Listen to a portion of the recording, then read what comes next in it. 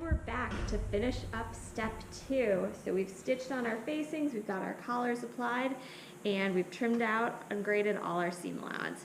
So now we're going to go over to the iron.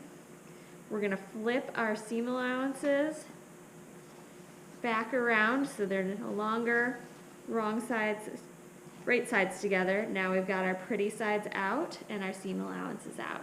So I'm going to press this. I'm going to press my seam allowance on my facing.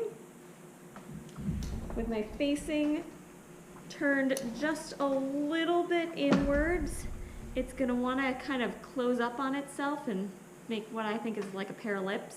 You don't want that. You want it to sit nice and flat. And it may look like I'm doing this super easily and super quickly, but what you didn't see behind the seams is the 15 minutes I just spent at the iron getting these to look nice and pressed. So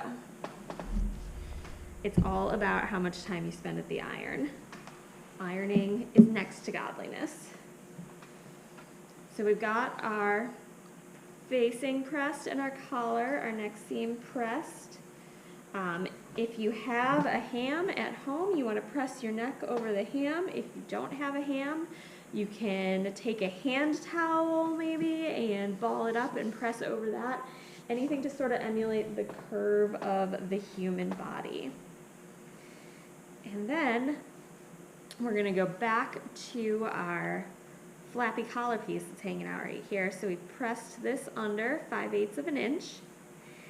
And you see how our facing has covered up most of our seam allowance for the neckline here. And it looks really pretty instead of this gunky, awful inside.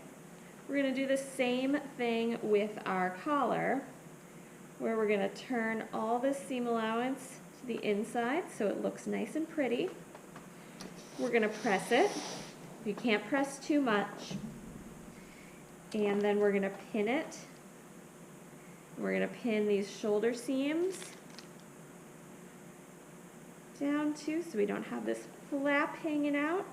And everyone is going to be hand sewing for this step. You are going to slip stitch this collar to your center back fabric and your shoulder seams to your shoulder seam allowance here.